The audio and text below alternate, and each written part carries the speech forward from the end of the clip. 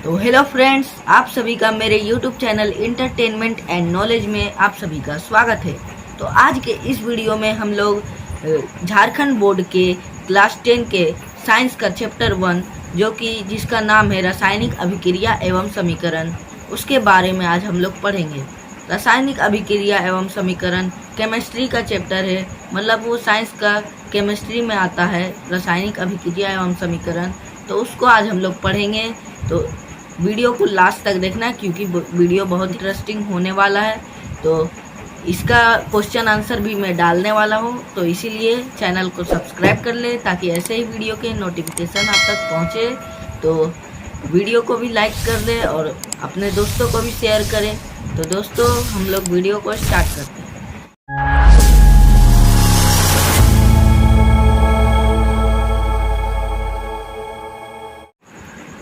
तो दोस्तों, अपने दैनिक जीवन में निम्नलिखित परिस्थितियों पर ध्यान दीजिए। विचार कीजिए कि क्या होता है जब गर्मियों में कमरे के ताप पर दूध को खुला छोड़ दिया जाता है। लोह का तवा, तसल, कील इत्यादि आर्द्र वायुमंडल में खुला छोड़ दिया जाता है। अंगूर का किण्वन हो जाता है, भोजन पकाया जाता है, हमारे शरीर में भोजन का पाचन होता है और हम सांस लेते हैं। इन सभी परिस्थितियों में प्रारंभिक वस्तु की प्रकृति तथा पहचान कुछ न कुछ बदल जाती है। पदार्थ के भौतिक तथा रासायनिक परिवर्तनों के बारे में हम पिछली कक्षाओं में पढ़ चुके हैं। जब कोई रासायनिक परिवर्तन होता है तो हम कह सकते हैं कि हम रासायनिक अभिक्रिया यहाँ पर हुई है। तो दोस्तों, पहले हम रासायनिक अभिक्रिया की परिभाषा को देखते हैं।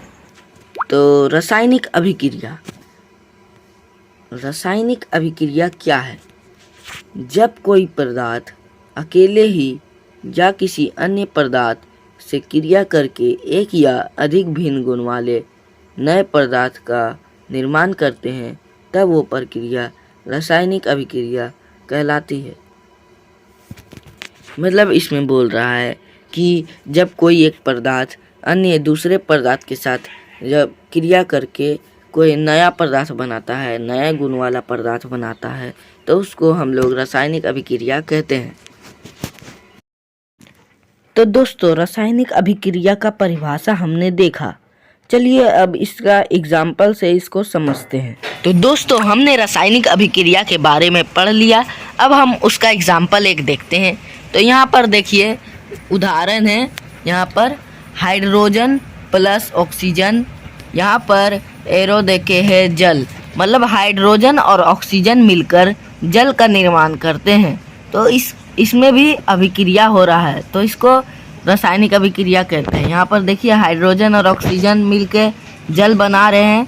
और यहाँ पर देखिए, इसको कहते हैं LHS और इसको कहते हैं RHS।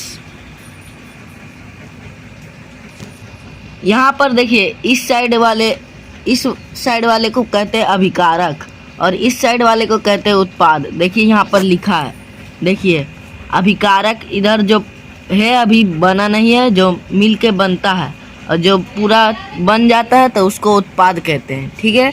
तो दोस्तों, हमने रासायनिक अभिक्रिया के परिभाषा को जाना। अब हम रासायनिक अभिक्रिया के परिवर्तनों के बारे में जानेंगे कि रासायनिक अभिक्रिया होता है तो क्या क्या परिवर्तन होते हैं। तो आइए जानते हैं। तो दोस्तों, रासायनिक अभिक्रिया के परिवर्तन मतलब जब रासायनिक अभिक्रिया होता है तब क्या क्या परिवर्तन होते हैं। तो यहाँ पर देखिए, पहला है अवस्था में परिवर्तन। तो जब रासायनिक अभिक्रिया होगा तो उसका अवस्था बदल जाएगा, उसका आकार बदल जाएगा। दूसरा है रंग में परिवर्तन। तो रासायनिक अभिक्रिया के दौरान उसका रंग भी चेंज हो जाएगा, रंग में भी परिवर्तन होगा। और यहाँ पर तीसरा में है गैस का निकास। गैस का निकास का मतलब हो गया, यानी उसमें गैस भी उत्पन्न होगा। जैसे कोई भी अभिक्रिया, रासायनिक अभिक्रिया होगा तो उसमें गैस का भी निकास होगा। चौथा है तापमान में परिवर्तन। उसका कितना तापमान है वो भी परिवर्तन हो जाएगा, उसका तापमान भी चेंज हो जाएगा। तो ये रासायनिक अभिक्रिया के परिवर्तन हैं जो रासायनिक अभिक्रिया के दौरान होते हैं। तो इसके दौरान हम पहचान सकते हैं कि रासायनिक अभिक्रिया हुई है। दोस्तों, यदि हम अपने आसपास हो रहे चारों ओर परिवर्तनों को देखें तो पाएंगे कि चारों ओर विभिन्न प्रकार के रासायनिक अभिक्रियाएं हो रही है। इस अध्याय में हम विभिन्न प्रकार के रासायनिक अभिक्रियाओं और उनके प्रतीकात्मक निरूपण का अध्ययन करेंगे। तो हमने रासायनिक अभिक्रिया के परिवर्तनों के बारे में जाना। अब इसके बाद हम लोग रासायनिक समीकरण के बारे में जानेंगे कि रासायनिक समीकरण क्या है। रासायनिक समीकरण के बारे में आइए जान। तो रासायनिक समीकरण यहाँ पर देखिए, किसी भी रासायनिक अभिक्रिया में भाग लेने वाले पदार्थ के संकेतों एवं सूत्रों की सहायता से उस अभिक्रिया का संक्षिप्त निरूपण रासायनिक समीकरण कहलाता है।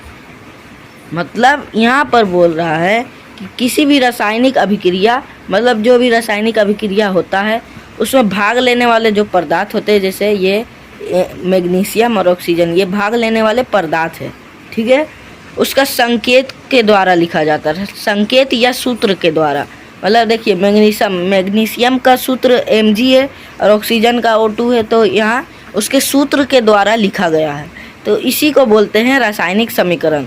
जब रासायनिक अभिक्रिया को जब सूत्र या संकेतों के द्वारा लिखा जाता है तो उसको हम लोग रासायनिक समीकरण कहते हैं। तो यहाँ पर एग्जाम्पल में देखिए, मैग्नीशियम प्लस ऑक्सीजन एक मैग्नीशियम ऑक्साइड बना रहा है मिलके, और यहाँ पर देखिए इसको संकेतों के द्वारा लिखा गया है यहाँ पर। इसी को हम लोग रासायनिक समीकरण कहते हैं। हाँ, तो दोस्तों, क्या रासायनिक समीकरण के निरूपण की इससे भी संक्षिप्त विधि है?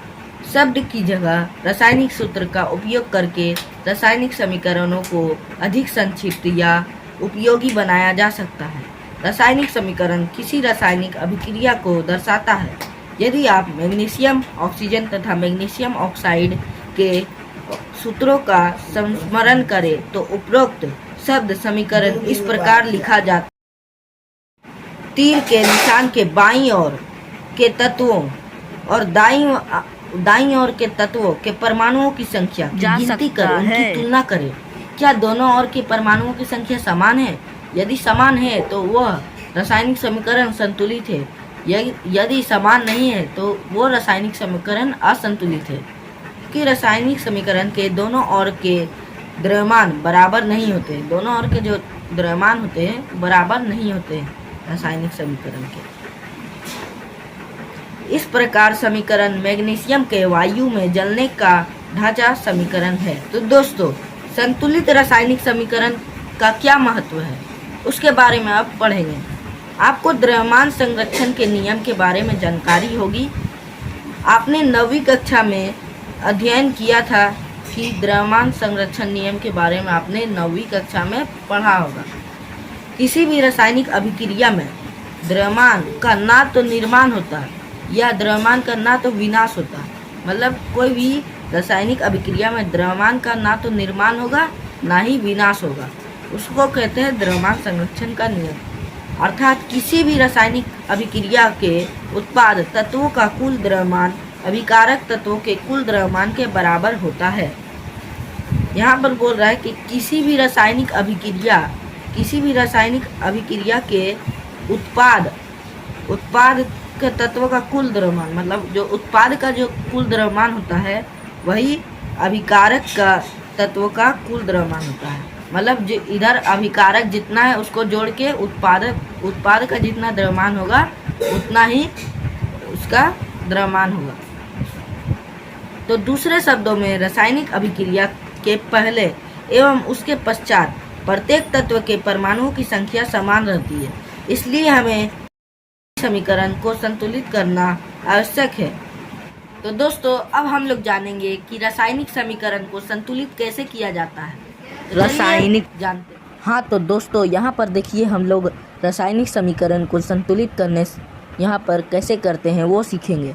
तो यहाँ पर देखिए, पहले HNO3 plus CaOH2 arrow CaNO3 2 plus H2O, ये समीकरण है। अब इसको हमको संतुलित करना है। अब ये कैसे करेंगे तो हम लोग देखते हैं। पहले सबसे पहले आपको इसको पूरा को उतार देना है। तो पहले हम यहाँ उतार देते हैं HNO3 plus CaOH2 CaNO3 2 plus H2O। अब इसको उतारने के बाद आपको क्या करना है, यहाँ पर सब जितना भी पदार्थ है सभी का नाम आपको यहाँ पर लिखना है नीचे में।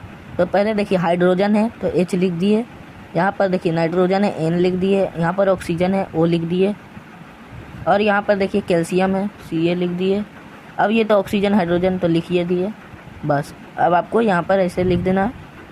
अब H कितना है, H यहाँ पर देखिए 1 है और यहाँ पर 2 है, यहाँ पर 1 और यहाँ पर 2, कितना हो गया 3 हो गया। अब यहाँ N कितना है, N यहाँ पर 1 इधर नहीं है 1। O कितना है, यहाँ पर देखिए O3 है 3 गो है, और यहाँ पर देखिए 2, यहाँ पर देखिए OH ये ब्रैकेट का बाहर में 2 है, मतलब O के साथ भी 2 है और H के साथ भी 2 है। तो यहाँ पर O के साथ भी 2 है तो O2, यहाँ O3, तो 5 गो हो गया। अब Ca तो 1 ही गो है लिख दिया। अब बीच से लाइन आपको खींच देना है। अब यहाँ पर फिर से जो जो यहाँ लिखा है यहाँ पर वही उतार देना आपको HNO3 बस। अब यहाँ पर वैसे ही कर देना है। अब यहाँ Ca के गो है, Ca एक लिख दिए जहाँ है। अब देखिए यहाँ पर N, यहाँ पर देखिए NO3 ब्रैकेट में 2 है, मतलब 2 O के साथ भी है और N के साथ भी है, तो N कितना हो गया 2, तो 2 लिख दिए। अब O यहाँ पर 3 है, यहाँ ब्रैकेट का बाहर में 2 है, तो ये इससे गुना हो जाएगा, तो 3 दूनी 6, और इधर भी एक O है, तो 6 और 1 7, यहाँ पर 7 हो गया। अब यहाँ पर देखिए हाइड्रोजन कितना है H2, R कहीं नहीं है, तो यहाँ पर 2 लिख दिए। अब देखिए यहाँ पर कौन सा बैलेंस नहीं है, यहाँ पर देखिए कैल्शियम ठीक है सेम, और यहाँ पर देखिए ये सब अलग अलग है। अब इसको हम लोग को सेम पूरा बराबर करना है। अब यहाँ पर आपको सबसे पहले जो सबसे बड़ा है उसको आपको सिलेक्ट करना है। यहाँ पर देखिए O सबसे बड़ा है 7। अब इसको हम पहले संतुलित करेंगे। अब यहाँ पर देखिए इस साइड में 5 है, यहाँ पर अगर हम 2 लिख देंगे तो ये सभी के साथ गुना होगा। यहाँ पर देखिए O यहाँ पर है, इसलिए हम यहाँ 2 लिखे कि O यहाँ पर ज़्यादा हो जाए। अब यहाँ पर देखिए कितना होगा H2, H के साथ भी गुना हुआ, सब के साथ गुना होगा। H2 के साथ गुना हुआ तो H 2 गो इधर 2 गो, तो यहाँ हो गया 4, हाइड्रोजन 4। यहाँ पर देखिए नाइट्रोजन 1 था 2 हो गया, 2 लिख दिए। अब यहाँ पर देखिए O3 है, 2 से गुना हुआ 3 गुना 6, और इधर का 2 8 हो गया, तो 8 3 8। अब यहाँ पर तो हो गया। अब इधर साइड में आपको क्या करना है, अब यहाँ पर हाइड्रोजन भी अलग है, नाइट्रोजन देखिए सेम हो गया। अब ये दोनों को हमको करना है, हाइड्रोजन और ऑक्सीजन को। तो यहाँ पर देखिए हाइड्रोजन और ऑक्सीजन है H2O, यहाँ पर हमको 2 बैठा देंगे तो हो जाएगा 2 दूनी 4, देखिए इससे गुना हो गया। अब O इससे गुना होगा तो ये O2 हो जाएगा, यहाँ पर 2 से गुना हुआ तो O2, और यहाँ पर O6 है, तो कितना हो गया 8 हो गया, +1 8। अब देखिए यहाँ 4 हाइड्रोजन, यहाँ 4, यहाँ 2 नाइट्रोजन, यहाँ 2 ऑक्सीजन 8 कैल्शियम 1। तो यहाँ पर देखिए जितना आया ये ऐसे उतार देना, 2HNO3 प्लस Ca ब्रैकेट में OH2 CaNO3 2 प्लस, अब जैसे लिखे 2H2O तो 2H2O यहाँ उतार दें, और ये हमारा आंसर हो जाएगा। हाँ तो दोस्तों हमने रासायनिक समीकरण को कैसे संतुलित करते हैं उसके बारे में जाना। उसको आपको घर में ट्राई करना पड़ेगा बहुत बार, तभी बनेगा। वो एग्ज़ाम में बहुत ही इम्पोर्टेंट है। एग्ज़ाम में वो 3-4 मार्क्स का आता है, इसी चैप्टर से 3-4 मार्क्स का एग्ज़ाम में आता है, तो ये बहुत ही इम्पोर्टेंट है। इसको आप बढ़िया से कर लीजिएगा, जैसे मैंने बताया वैसे ही प्रैक्टिस कीजिएगा, आपका हो जाएगा। तो इसके बाद हम लोग पढ़ेंगे अब रासायनिक अभिक्रिया के प्रकार। तो रासायनिक अभिक्रिया के ढेर सारे प्रकार होते हैं, जैसे संयोजन अभिक्रिया, वियोजन अभिक्रिया, विस्थापन अभिक्रिया, द्विविस्थापन अभिक्रिया, अपचयन, उपचयन या रेडॉक्स, इसके बारे में अब हम लोग पढ़ेंगे। तो चलिए इसके बारे में विस्तार से जानें। हाँ, तो यहाँ पर देखिए रासायनिक अभिक्रिया के प्रकार। अब रासायनिक अभिक्रिया के यहाँ पर प्रकार दिया हुआ है, कौन कौन सा प्रकार है।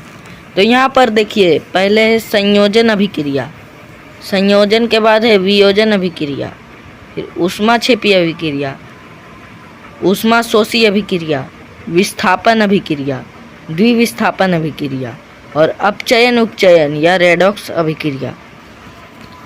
ये सभी अभिक्रियाएं हैं जो रासायनिक अभिक्रिया के प्रकार हैं। आइए अब इन सब के बारे में विस्तार से जानें। संयोजन अभिक्रिया। तो यहाँ पर संयोजन अभिक्रिया का परिभाषा हम लोग देख रहे हैं। दो या दो से अधिक अभिकारक मिलकर एक उत्पाद का निर्माण करते हैं तो उस अभिक्रिया को संयोजन अभिक्रिया कहते हैं। दो या दो से अधिक अभिकारक, जब दो या दो से अधिक अभिकारक मिलकर एकल उत्पाद यानी एक उत्पाद का निर्माण करते हैं तो उसको संयोजन अभिक्रिया कहते हैं। आइए इसके कुछ उदाहरण के द्वारा समझते हैं। तो देखिए संयोजन अभिक्रिया का एग्जाम्पल यहाँ पर है। अब इसमें देखिए 2Mg प्लस O2 मिलके 2MgO बना रहा है। यहाँ पर देखिए ये अभिकारक है, ये उत्पाद है। तो यहाँ पर देखिए परिभाषा में था दो या दो से अधिक अभिकारक मिलके एकल उत्पाद का निर्माण करते हैं। तो यहाँ पर देखिए एक अभिकारक और ये दो अभिकारक मिलके एक एकल उत्पाद का निर्माण कर रहे हैं, तो इसी को बोलते हैं संयोजन अभिक्रिया।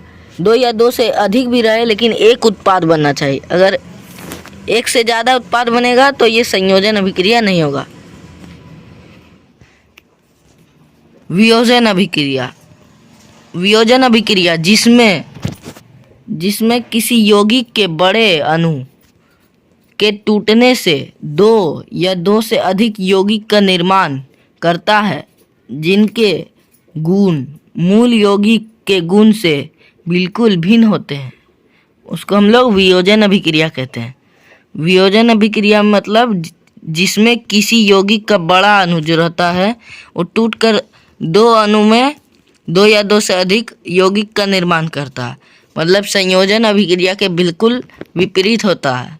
जैसे संयोजन अभिक्रिया में दो या दो से अधिक मिलकर एक बनाता है, इसमें एक टूटकर दो या दो से अधिक यौगिक बनाता है। आइए इसके एग्जाम्पल को देखें। तो यहाँ पर देखिए वियोजन अभिक्रिया का एग्जाम्पल हमारे सामने है। यहाँ पर देखिए CaCO3 arrow CaO plus CO2। यहाँ पर देखिए वियोजन अभिक्रिया का क्या था परिभाषा कि एक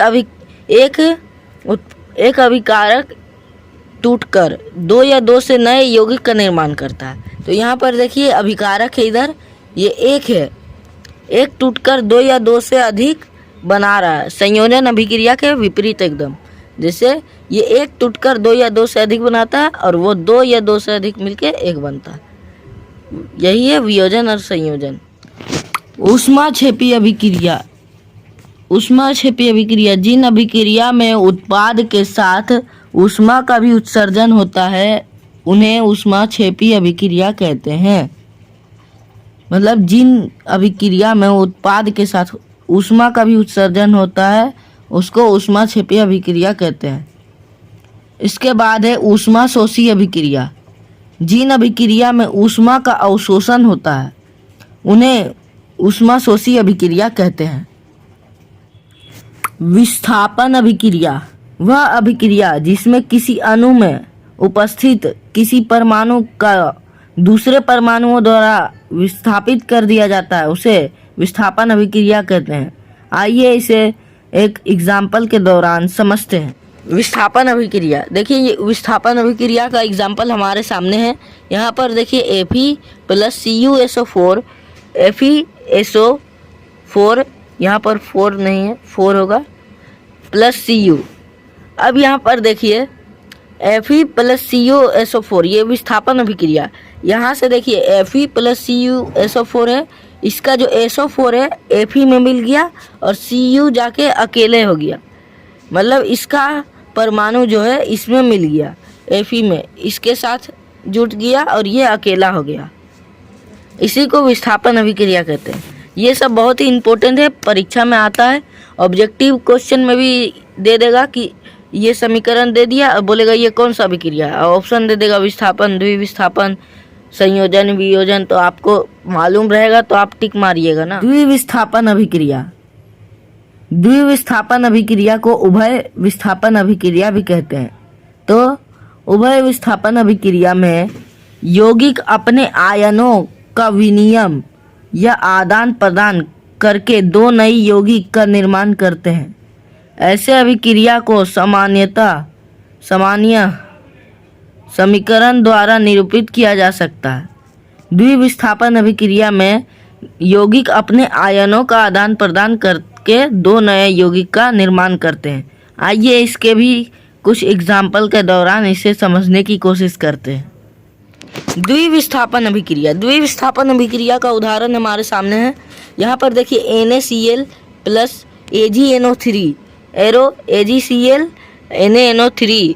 यहाँ पर देखिए ये अभिकारक, ये उत्पाद।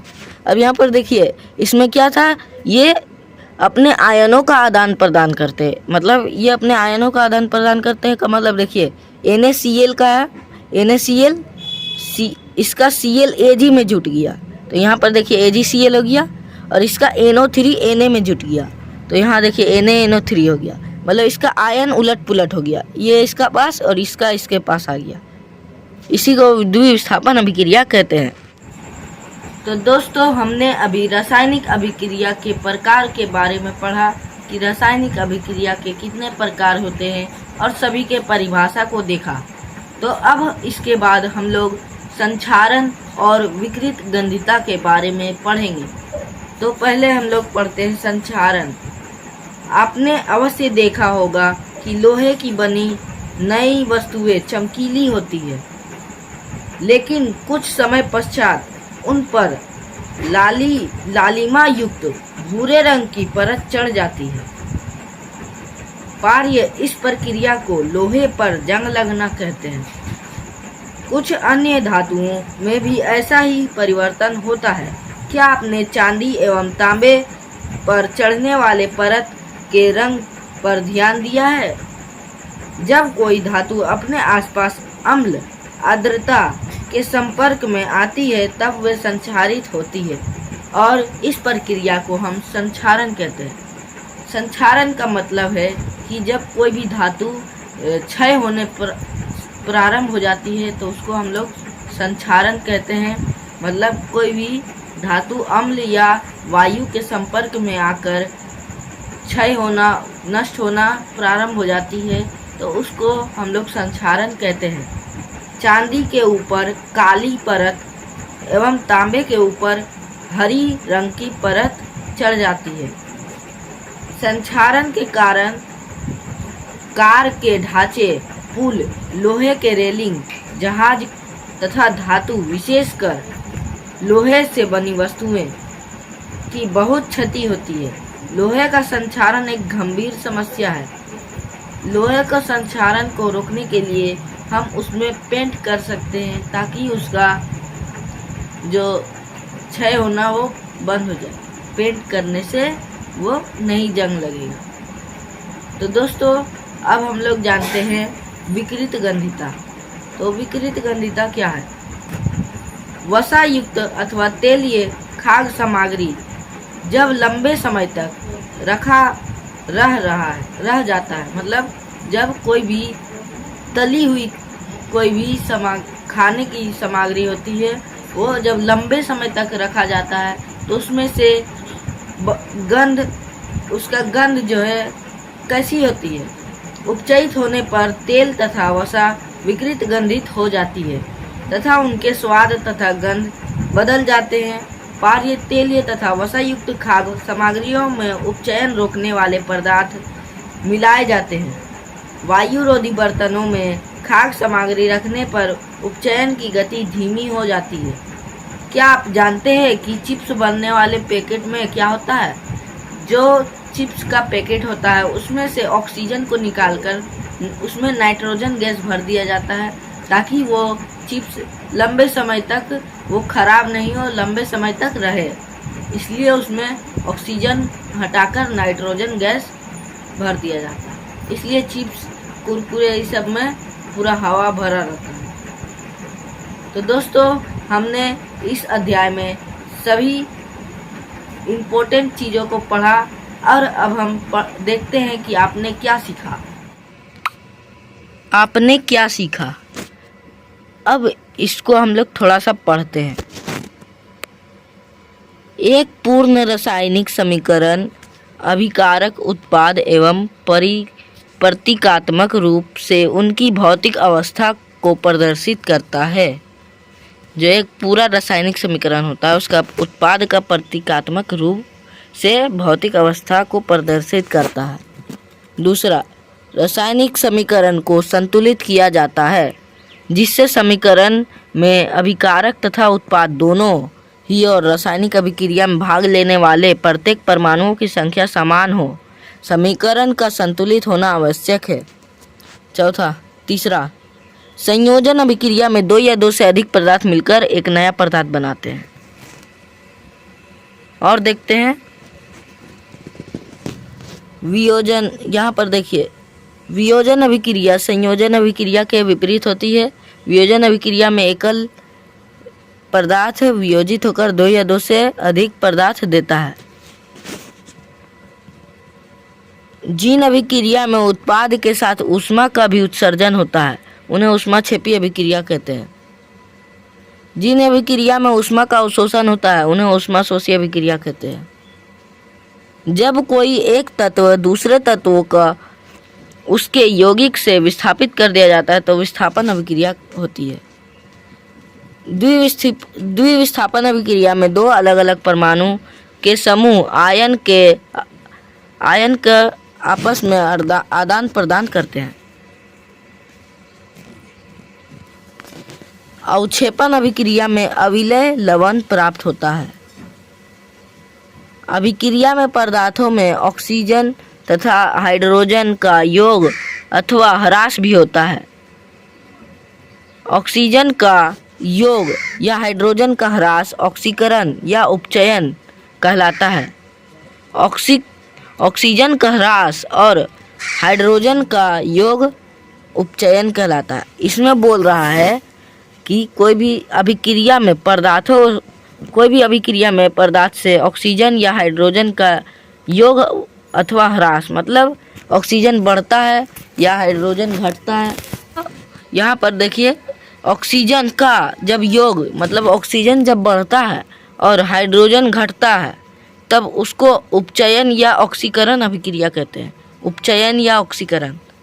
और जब ऑक्सीजन घटता है और हाइड्रोजन बढ़ता है तो उसको अपचयन कहते हैं। हाँ, तो दोस्तों, हम लोग इस अध्याय में जितना भी इम्पोर्टेंट चीज़ है सब पढ़ लिए। अब इसका क्वेश्चन आंसर भी मैं अपलोड करूँगा, तो इसका क्वेश्चन आंसर आपको देखने के लिए हमारे चैनल को सब्सक्राइब करें और बेल आइकन को प्रेस कर दें ताकि ऐसे ही वीडियो के नोटिफिकेशन आप तक जल्द से जल्द पहुँचे। तो दोस्तों, और वीडियो को भी लाइक कर दें और शेयर करें। और मेरा एक सवाल है, ग्लूकोज का सूत्र क्या होता है? इसका जवाब आपको कमेंट बॉक्स पर देना है। तो दोस्तों, आपसे मिलते हैं अगले वीडियो में, तब तक के लिए